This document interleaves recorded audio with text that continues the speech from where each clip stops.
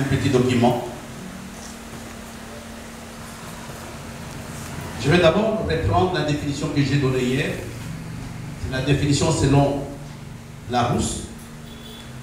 C'est l'ouverture, la porte est une ouverture pratiquée dans un mur ou une clôture qui permet d'entrer ou de sortir d'un endroit qui est fermé. Là, c'est une définition qui est générale, c'est une définition que vous allez trouver dans votre dictionnaire. Et dans le petit papier que nous avons donné hier, nous avons essayé d'expliquer. Nous avons essayé d'expliquer pourquoi c'était important d'avoir en ce moment un enseignement ou un séminaire sur la bataille des portes. La première chose que j'aimerais que vous sachiez, que la bénédiction et la malédiction viennent au travers des portes. Ce n'est pas par la fenêtre. La bénédiction et la malédiction dans la vie d'une personne, dans la vie d'une nation, vient au travers des portes. Et n'oublions pas aussi que les portes sont le siège de Satan et de son organisation. Ça signifie quoi? Pour ouvrir, pour posséder une porte, il faut d'abord déposséder celui qui est assis. Est-ce que vous suivez jusque-là? Pour posséder une porte, il faudra déposséder l'ennemi qui contrôle la porte. À la page 2, regardez, je vais que vous preniez votre papier, à la page 2, nous avons donné 3 petites explications. Nous avons vu que les portes sont des lieux, sont des entrées spirituelles de lieux. Ça signifie que ta famille a des portes. Ça signifie que ces quartiers ont des portes. Ça signifie que la nation a des portes. Et dans la plupart des cas, il y a une guerre entre Dieu et Satan. La plupart des portes sont occupées par les diables, sont occupées par les sorciers, mais le rôle de l'Église est de pouvoir contrôler ces portes, les arracher de la main du diable et de laisser la grâce de Dieu entrer dans votre vie. Et nous avons vu aussi que les portes, ce sont le lieu de décision et de pouvoir. Je ne sais pas il y a combien de portes pour la ville de Douala. Je ne sais pas il y a combien de portes pour la ville, pour les quartiers dans lesquels nous sommes. Et il y a une bataille entre ce qui est juste et ce qui est mauvais au niveau des portes. Les gens qui sont assis dans les portes, ce sont eux qui décident qu'est-ce qui peut entrer dans l'entité. Il y a des portes pour la tribu Douala. Il y a la porte pour les Sawa. Il y a la porte pour les Bamileke où il y a des portes. Mais notre rôle en tant qu'Église, c'est de pouvoir posséder toutes ces portes. Tant que les portes ne sont pas sous notre contrôle, sous notre domination, il n'y a rien de bon que nous pouvons recevoir. Parce que ce sont eux qui décident. Quand ils prennent la porte, ils décident ce qu'ils veulent voir dans la vie. Parce que la porte est un lieu de décision. Ils diront, nous ne voulons pas de conversion, nous ne voulons pas que les gens se marient, nous ne voulons pas que les gens prospèrent. Il faudra un pouvoir supérieur par rapport aux gens qui possèdent la porte pour que ce qu'ils ont dit ne puisse pas avoir des effets dans notre vie. Est-ce que vous me suivez? Il faudra que la personne qui est là soit chassée. Il faudra que la personne ou l'esprit qui est là soit chassé pour que ce que lui a décidé ne puisse pas avoir des effets. Que tu le veuilles ou pas, ta vie a des portes. Tu n'as pas besoin de les sentir, mais c'est une réalité. Il y a des portes de ta famille que tu dois réclamer aujourd'hui pour te dire, j'arrache les portes de ma famille, je veux que les portes soient ouvertes. Il y a les portes de la tribu, il y a les portes de la nation, il y a la soit le porte même de notre famille. Là, nous avons vu hier. Et dans le livre d'Ésaïe, que nous avons lu hier dans le livre d'Ésaïe, au chapitre 28, verset 6, nous avons vu que nous avons besoin de la force de Dieu pour déposséder le diable. Parce que le combat que nous avons, lisons un peu dans le livre d'Éphésiens, j'aimerais qu'on regarde, dans Éphésiens chapitre 6. Si je parle vite, on va terminer à 20h pour permettre à ceux qui font à l'université de commencer le cours. Éphésiens chapitre 6. Qui peut m'aider? Éphésiens chapitre 6. À partir du verset, regardez vers le bas. C'est verset combien? Éphésiens chapitre 6, à partir du verset 12. Quelqu'un peut lire? Car nous n'avons pas à lutter contre la chair et le sang, mais contre les dominations, contre les autorités, contre les princes de ce monde de ténèbres, contre les esprits méchants dans les lieux célestes. C'est pourquoi prenez toutes les armes de Dieu, afin de pouvoir résister dans le mauvais jour et tenir ferme après avoir tout surmonté. Tenez donc ferme, ayez à vos mains la ceinture de vérité, revêtez la cuirasse de la justice, mettez pour chaussures à vos pieds le zèle de l'évangile de paix, par-dessus tout cela le bouclier de la foi, avec lequel vous pourrez éteindre tous les plans enflammés du malin. Prenez aussi le casque du salut et l'épée de l'esprit qui est la parole de Dieu. Faites en tout temps par l'esprit toutes sortes de prières et de supplications. Veillez cela avec une entière persévérance et priez pour tous les saints. Mais, frères et sœurs, quand nous parlons de la bataille à la porte, ce n'est pas un simple slogan. Ce n'est pas une simple décision. C'est vraiment un véritable combat. C'est une bataille contre le diable et son organisation. Et comment nous allons combattre le diable? C'est en utilisant les armes spirituelles que nous venons de voir. Là, c'est un autre sujet. Pour que la porte soit libérée, l'homme doit utiliser l'arme spirituelle. Et le texte que le pasteur nous a donné énumère les différentes armes. Je ne vais pas m'attarder là-dessus. On aura l'occasion de revenir pendant tout ce temps. Et je voudrais que nous prenions notre petit manuel à la page 6. À la page 6, il y a deux vérités que j'aimerais que nous regardions avant de progresser. Pourquoi mener des batailles aux portes? Pourquoi devons-nous avoir la bataille des portes? Est-ce qu'on peut lire ensemble le premier point d'abord? Allons-y. Les portes sont le siège de Satan. Il est assis à ces portes. Et les hommes forts sont aussi assis aux différentes portes de la nation, de villes, de villages et de familles. Les portes sont sous la domination du diable. Et deuxième point, disons, les ennemis pour posséder les portes où se trouve le renverser et mener la bataille jusqu'aux portes. La bataille à ces portes va nous amener à libérer la vue de main de Satan. Quand nous parlons de mener la bataille aux portes, ça signifie renverser la puissance ou le pouvoir qui a contrôle sur la ville, qui a contrôle sur l'église, qui a contrôle sur la nation. Et c'est ça la bataille dont nous parlons aujourd'hui.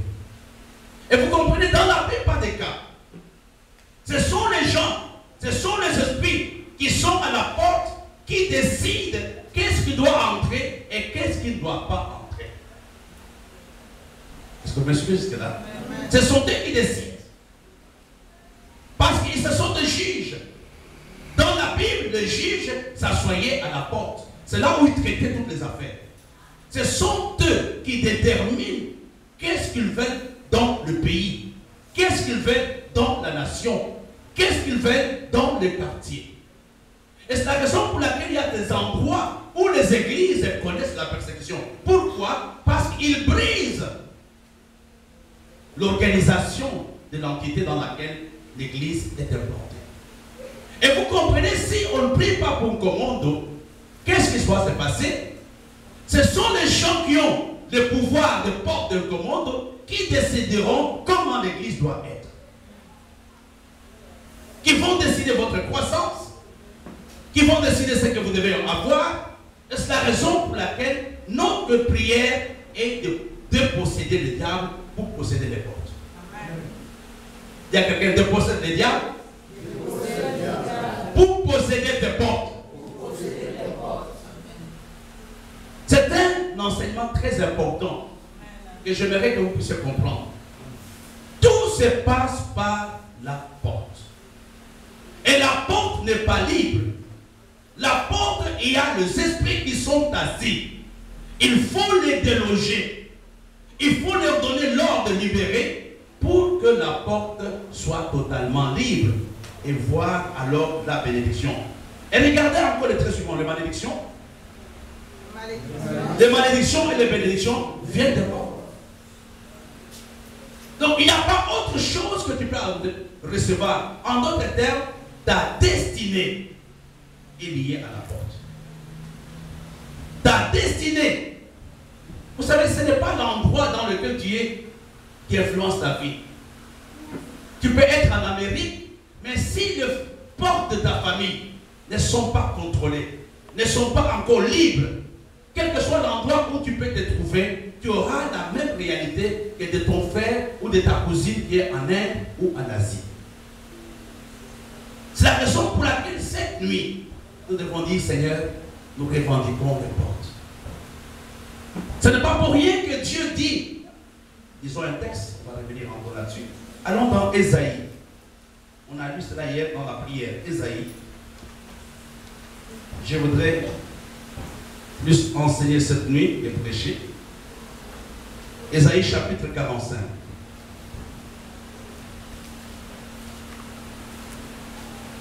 Parce qu'elle dit, Ésaïe 45, verset 1 jusqu'au verset 3.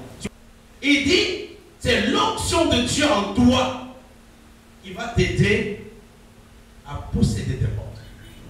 Il dit ceci, je tiens le roi Cyrus qui a mon onction, et l'onction qu'il a va l'aider à ouvrir les portes des nations.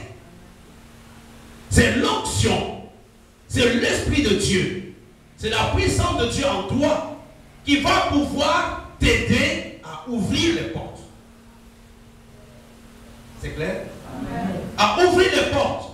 Et si Dieu s'engage lui-même, il connaît un peu la capacité de Cyrus, il dit qu'il ne peut pas. Il dit, moi Dieu, je vais donner l'onction à l'église. Je vais donner l'onction à Thérèse.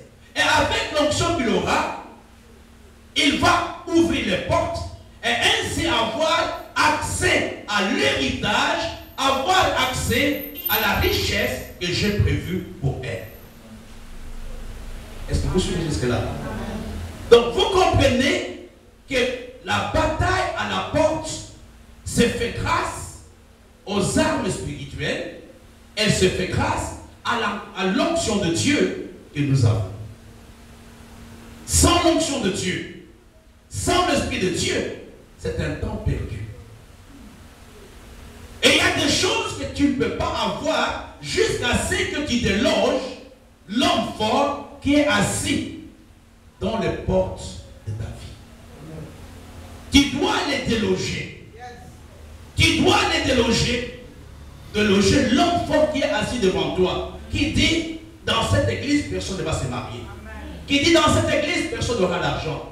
Qui dit, dans cette église, personne ne sera propriétaire. Il faut déloger l'homme fort qui est assis, qui a ses décrets, qui a ses décisions, qui décide ce qui peut arriver ou ne pas arriver.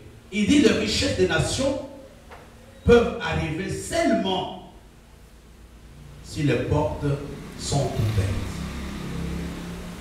Est-ce que vous suivez jusque-là? Amen. Et toujours à la même page, j'essaie d'être méthodique. N'oublions pas que les ennemis entrent dans nos vies par les portes. Toutes les mauvaises choses dans une entité, dans une localité, dans ta famille, dans ma famille, arrivent au travers des portes. Et vous comprenez que ce séminaire est très important pour 3 raisons. Pourquoi? On va lire ensemble le premier point, le point B. 1. À la page 6. 1. Les combats aux portes vont libérer ceux qui sont sous l'emprise du diable et libérer la grâce de Dieu sur nous. La première chose, la bataille des portes permet de nous rendre libres. De rendre libre ton frère, de rendre libre ta soeur qui est sous l'emprise du diable.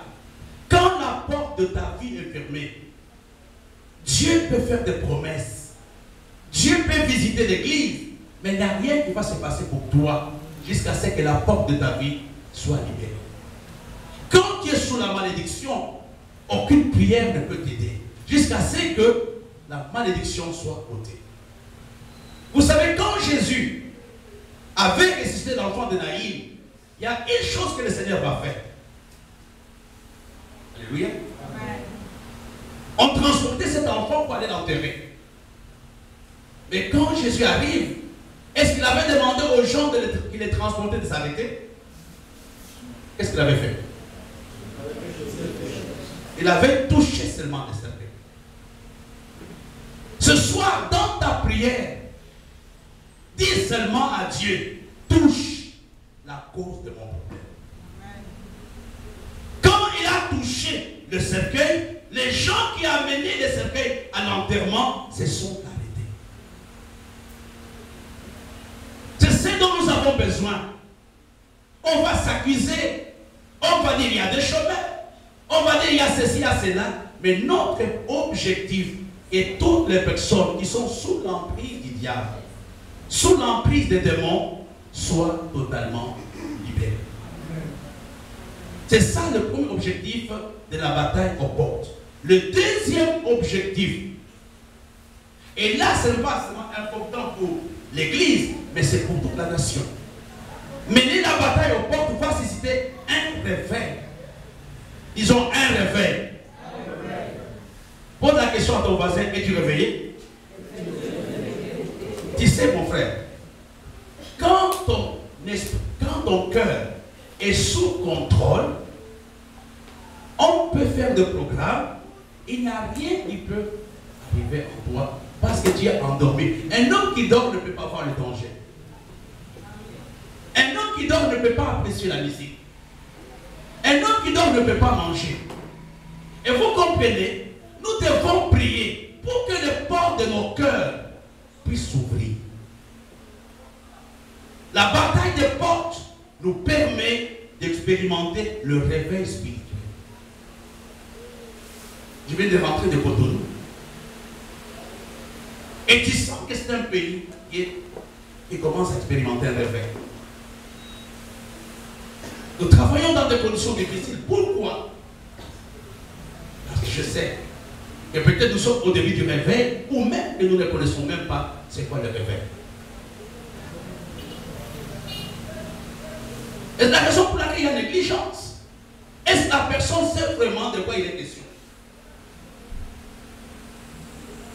La bataille aux portes nous permet de susciter, de ramener le réveil dans une église, dans une nation, dans une famille. Mes frères et sœurs, un homme qui expérimente le réveil, un homme qui goûte qui est Dieu, il n'y a rien qui peut l'amener à lâcher Dieu. Le vrai problème, être à l'église et être un homme réveillé, c'est deux choses différentes. Tu peux être à l'église, mais un homme endormi ou une femme endormie, un simple religieux, qui vient au programme.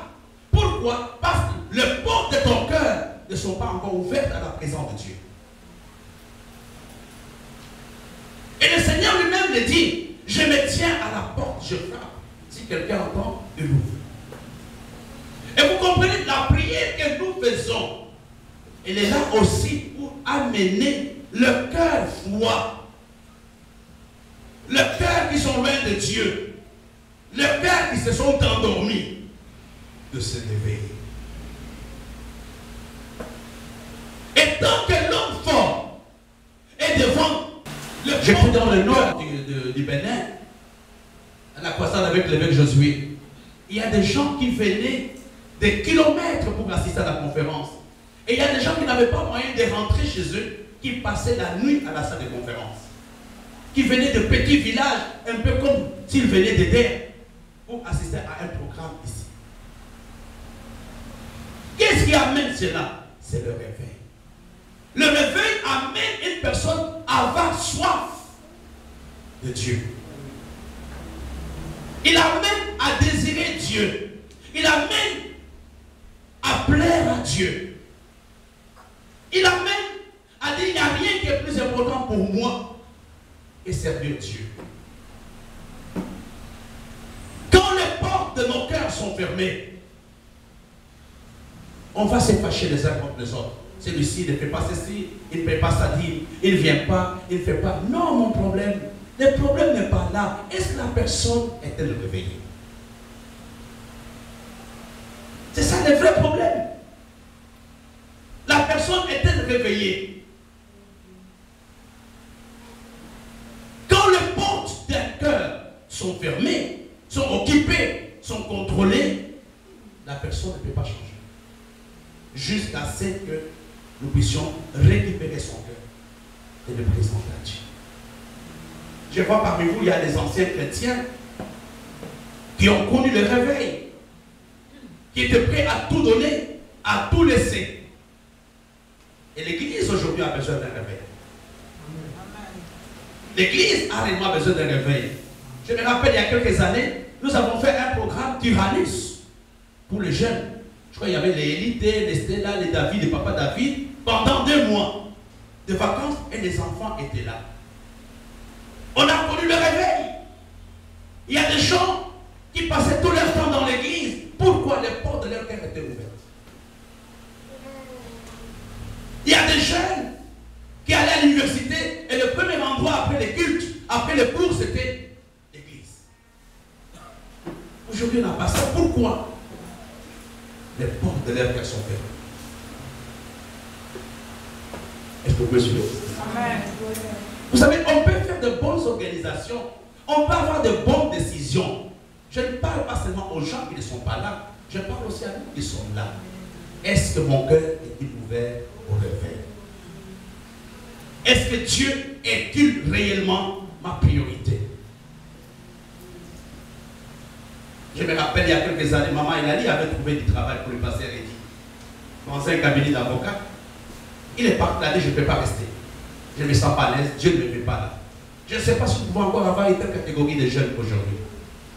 Je connais un jeune, il y avait la fête de Noël ou de Nouvel An quelque part qui est parti. À minuit, il a commencé à pleurer. Non, non, non, ramenez-moi chez nous, je vais aller à l'église. Pourquoi? Il y avait le réveil. La prière de cette nuit, c'est de dire seulement à Dieu, ouvre les cœurs de nos frères qui sont encore sous l'emprise du diable. Sous l'emprise du diable. Aujourd'hui, on n'a pas une vie droite. Aujourd'hui, on n'est pas profond dans l'église. Pourquoi? Le réveil. Le réveil qu'il nous faut. Le réveil qu'il nous faut. Aujourd'hui, les pasteurs sont loin des brebis. Pourquoi? Il n'y a pas de réveil. Il n'y a pas de réveil. C'est la raison pour laquelle les gens nous prennent comme des fonctionnaires. Nous connaissions les vies des gens. On connaissait ce qu'ils touchaient, ce qu'ils mangeaient. Et l'église grandissait. Pourquoi? Il y avait réveil. Il y avait réveil. Pasteur, aujourd'hui, je vendais pour ceci. Aujourd'hui, j'ai gagné 10 millions. On fait comment? Il y avait réveil. Quand nous ne prions pas, mes frères et sœurs, pour le réveil, pour que les cœurs de frères et sœurs, pour que le port de leur cœur soit libéré, on aura le même résultat pendant des jours. C'est une prière simple. On ne doit pas seulement être excité par la prophétie, mais est-ce que la personne est-elle réveillée? Vous savez, une fois le pasteur Boulou m'avait aidé. Il y a longtemps, je le plaignais. Il y a très longtemps par rapport à une situation. par rapport à deux personnes. Il m'a dit, pasteur, pour bien vivre, il faut considérer que les deux personnes ne sont pas normales. Et quand tu les considères comme n'étant pas normales, tu seras en paix. Effectivement, j'ai mis en pratique ce qu'il m'a dit et j'ai eu la paix. C'est la même chose. Il y a des gens, quand il n'est pas né de nouveau, quand il n'y a pas réveil, vous n'allez pas discuter avec la personne parce qu'il ne comprend pas les choses que vous voyez. C'est clair un petit peu. Donc vous êtes sur le terrain différent. Quelle est ta priorité? C'est pleurer à Dieu.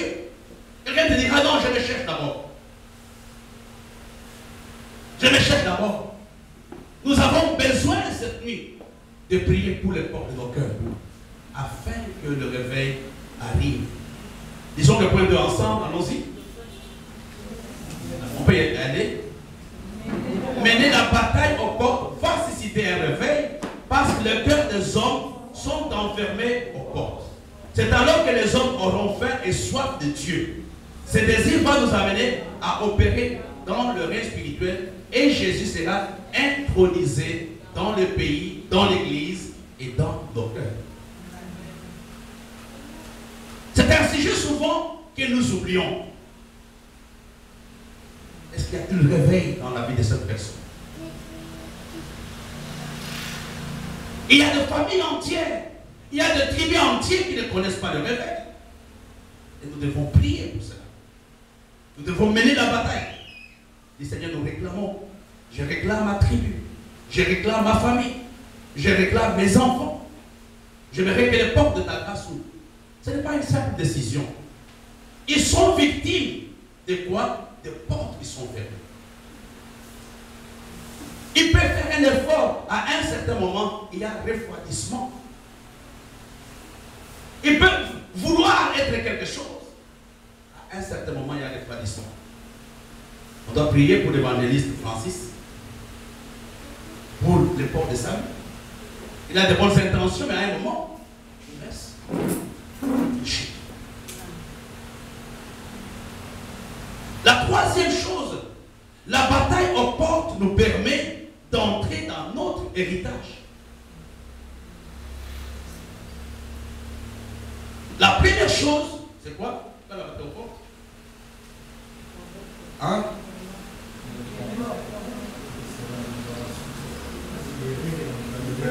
C'est la libération des gens qui sont sous l'emprise des démons. Méfiez-vous. Même si quelqu'un te dit je suis chrétien, est-ce que la personne est-elle totalement libre?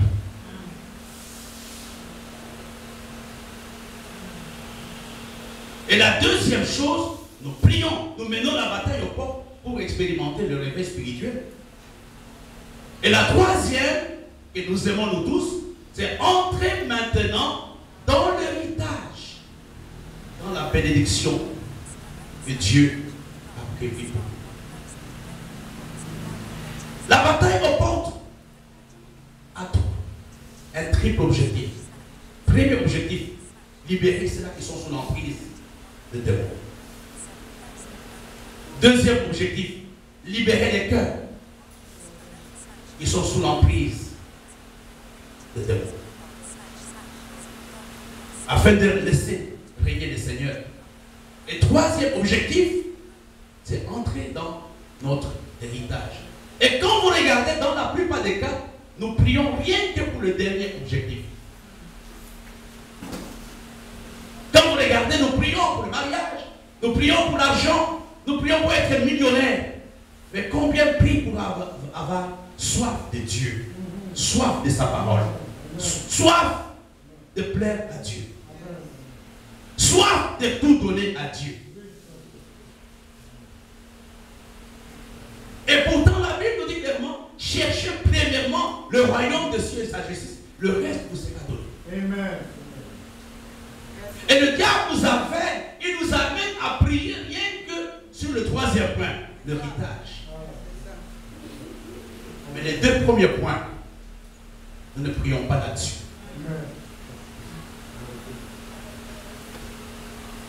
Il y a des gens qui ont besoin d'être aidés. C'est la raison pour laquelle on verra avec le passage comment organiser, rendre obligatoire la classe d'affermissement. Il y a des gens qui arrivent à l'église qui ont mis 5 5 ans, 6 ans, mais qui ne connaissent rien de Dieu. Qui sont à l'église, qui dansent comme tout le monde, mais ils n'ont aucune relation personnelle avec Dieu. Amen.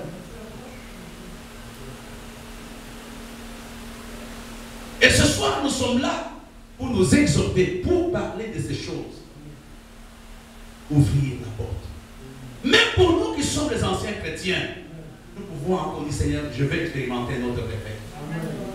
Nous avons marché avec le premier réveil, on a atteint un certain niveau, et aujourd'hui, quand le réveil n'est pas entretenu, il s'éteint.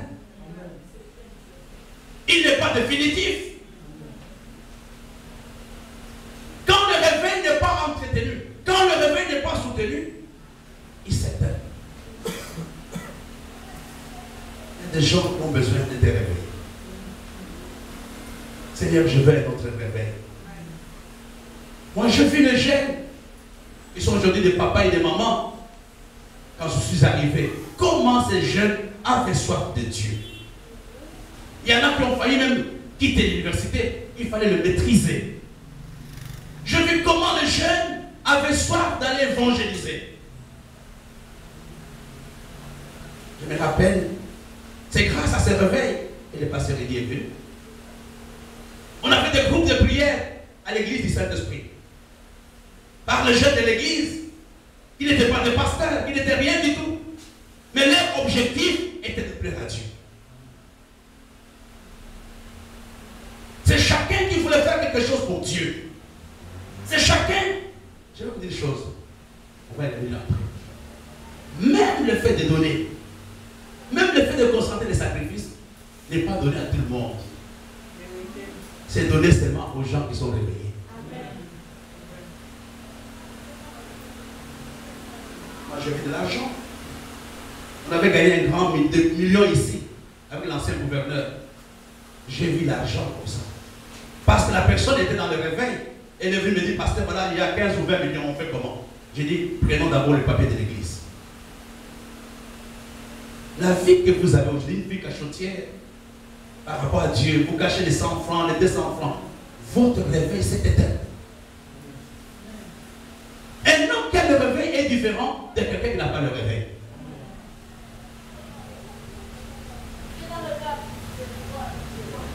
Regardez à l'église primitive, quand il y avait le réveil, à la Pentecôte, les gens allaient vendre le champ, ils vendaient tout ce qu'ils avaient et ils venaient déposer au pied des disciples.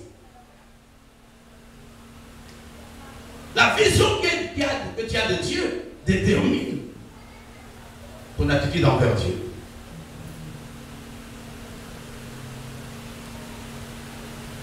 Aujourd'hui, nous avons beaucoup d'excuses. Pourquoi? Les portes de nos cœurs sont fermées. Les portes de nos portes sont fermées.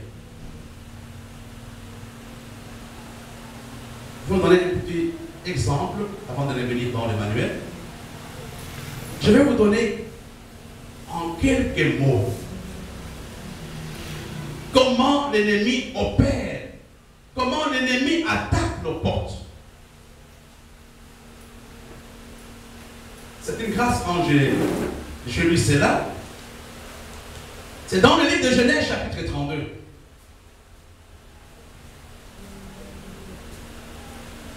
Genèse chapitre 32, dans l'Ancien Testament bien sûr, au chapitre...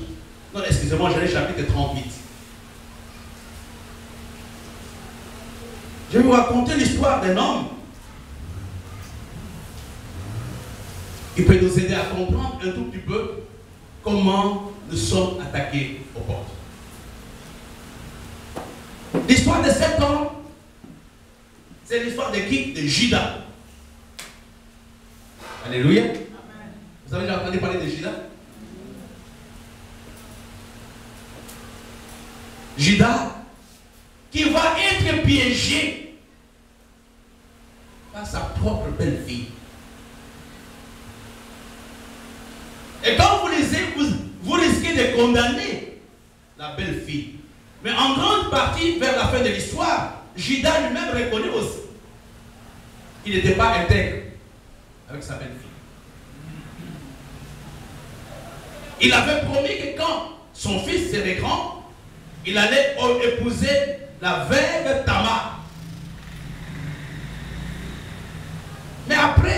Judas n'a plus tenu sa parole. Si tu peux m'aider, Genèse chapitre 38,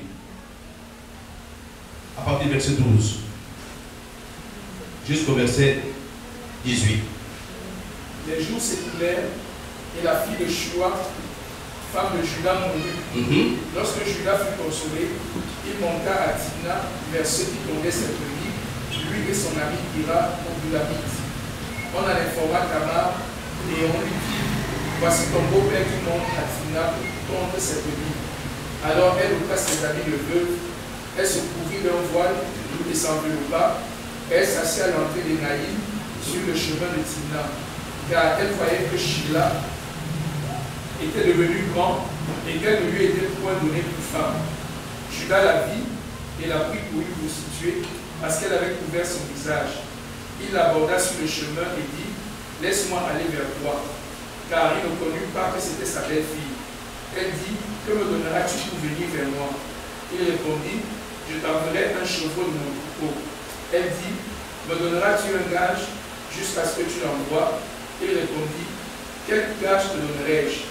Elle dit: ton cachet, ton cordon et le bâton que tu as à la main. Il les lui donna. Puis il alla vers elle et elle devint enceinte de lui. Elle se leva et s'en alla. Elle ôta son voile et remit ses habits de veuve.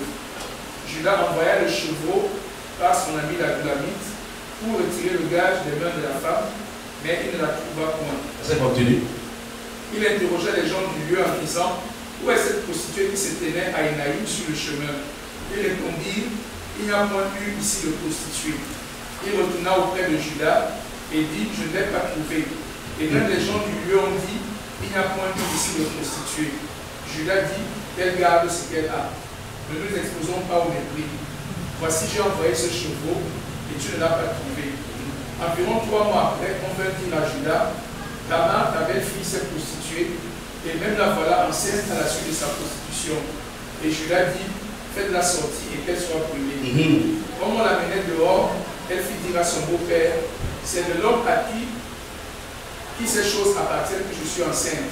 Reconnais, je te prie, à qui sont ce cachet, ces cordons et ce bâton. Judas les reconnut et dit: elle est moins coupable que moi, puisque je ne l'ai pas donné à Sheila, mon fils, et il ne la connut plus. Amen. Amen. Regardez, c'était la bataille aux portes.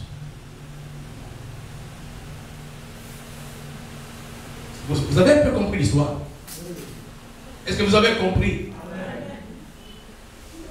Il y a des éléments qui sont très importants cette nuit qui peuvent nous aider un peu à comprendre de quoi il est question dans notre enseignement par rapport aux portes. Sheila n'a pas attendu, plutôt Tamar n'a pas attendu le piège à son beau-père dans la ville. Elle a attendu le piège à la porte de la ville. C'est là où elle va l'attendre. C'est là où elle va se voiler. Et comme le Messie sortait de son veuvage, il voit la fille. Et il a eu des envies d'avoir cette fille. Il n'a même pas reconnu que c'était sa belle-fille. Il est parti avec cette femme. Et beaucoup de temps après, cette femme était enceinte.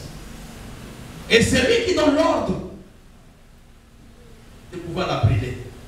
Il dit: non, avant de mourir, j'aimerais dire qui est l'auteur de la grossesse. Elle a pris les documents qu'elle avait, les cordons, les cachets, elle a présenté. Judas a reconnu que c'était à lui. Et puis lui-même confesse, il a dit: elle est moins coupable que moi. Ne la brûlez pas, parce que aussi je n'ai pas tenu la parole que j'avais faite à cette femme. Ce soir, je vais nous donner des ennemis qui sont assis devant nos portes. Et quand cet ennemi n'est pas chassé, ça sera difficile que tu progresses. Le premier ennemi qui est assis devant ta bénédiction, c'est l'ignorance et l'aveuglement.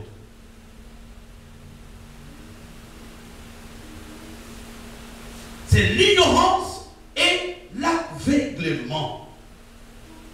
Une fois le Seigneur lui-même pleure sur la ville de Jérusalem.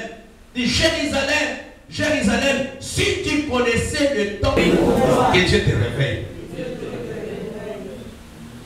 Il y a plusieurs chrétiens qui se sont endormis. Est-ce qu'ils ne viennent pas à l'église? Ils viennent, mais ils se sont refroidis. Ils se sont refroidis. Ils deviennent comme les caoutchoucs.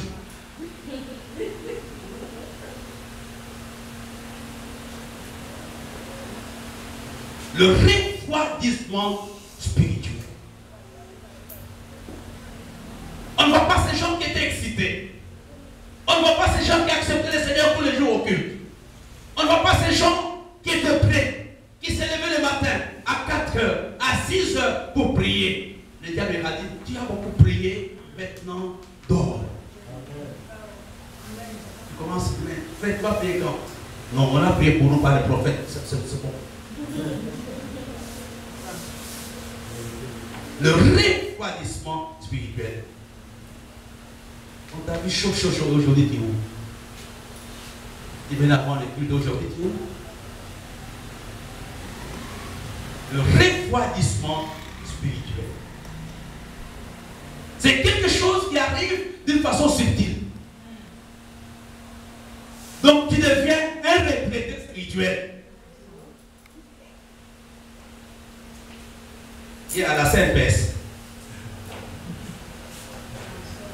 Donc Dieu te paye selon les cotisations que tu as faites. Parce que tu n'as aucune activité actuellement. Les retraités, il y a beaucoup de gens qui ont déjà les carnets jaunes des retraités de l'église. Il ne touche plus rien de Dieu. Dieu regarde, il a travaillé pendant combien de temps? Non, il est là depuis 1995. Non. Donnez quand même quelque chose là cotisé. Donnez quelque chose à la référence là pour cotiser. Donnez. Mais actuellement, elle n'est pas une personne active. Le refroidissement spirituel. Quand tu es froid, tu vas commencer à énumérer de vieux succès. Des éloges. On a fait ceci, tu sais, maintenant on a bougé. Tu vas maintenant marcher sur les succès de tes pères. Le refroidissement spirituel.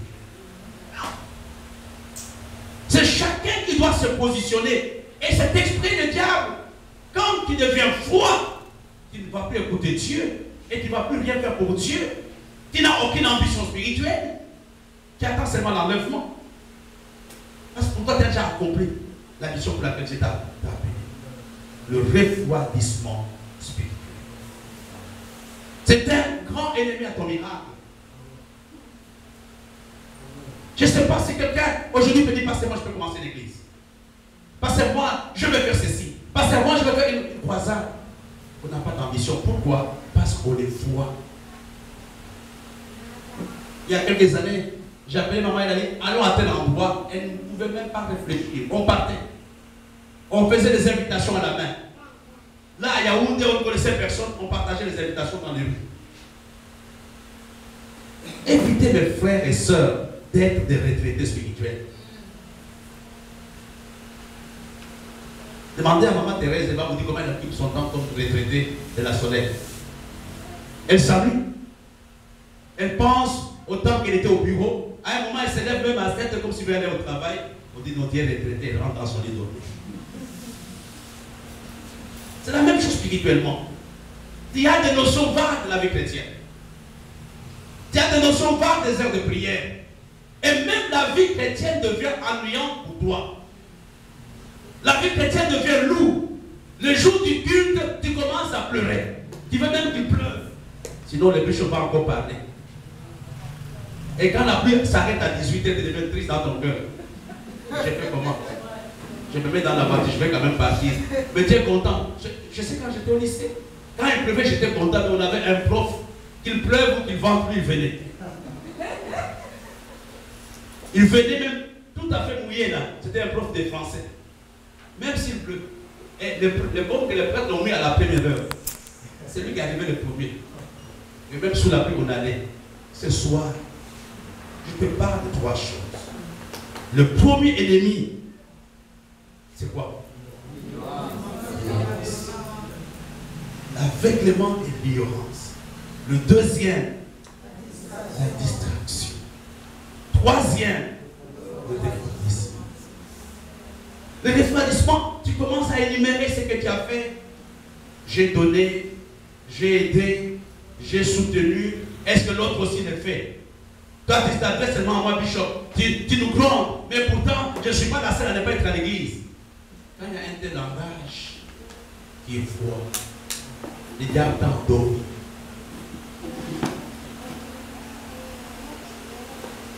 Il y a des gens qui pensent que le diable, c'est toujours de gros péchés. Oh non, mes bien-aimés. Il y a des choses. Quand le refroidissement arrive, ça ouvre la porte à tous les autres péchés. Ne sois pas surpris que tu sois sorcier. Ne sois pas surpris que tu es chez les madames. Le quatrième point, je vais terminer pour le minute de prière, c'est le découragement et l'impatience. Le découragement. Tu as donné pendant une période, tu t'es consacré, mais aujourd'hui tu n'as pas le résultat. Tu dis non, on a beaucoup prié, Bishop, moi je ne vais même plus prêcher. Mettez les autres. Le découragement et l'impatience.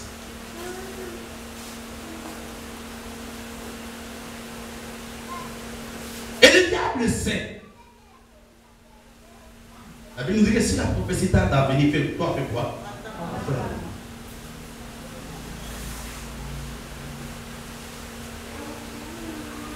Le découragement et l'impatience. C'est l'ennemi qui est assis devant ta porte, qui est assis devant ton miracle, qui est assis devant ta bénédiction. L'impatience, le découragement t'amène entre guillemets à te comporter comme un homme que Dieu a déçu. Moi, Dieu m'a déçu. Moi, maman, bébé, j'ai beaucoup prié maintenant. Moi, les églises là, je suis fatigué. Je ne vais même plus aller dimanche. J'ai papa, maman, seulement en semaine. Je suis découragé. C'est pour vous là, le nouveau prier. Mais nous, on a prié, on a vu, le bishop là, il n'avait même pas de voix. Le découragement et l'impatience.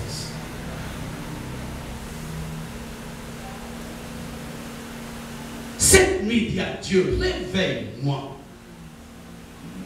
C'est une porte. Réveille-moi. Je veux encore espérer. Je veux encore espérer. Et le dernier point, c'est le plaisir. Quand le plaisir du monde commence à nous attirer plus que les choses de Dieu, nous sommes sur le chemin très très glissant. Et un chant. Les plaisirs du monde ne m'attirent plus.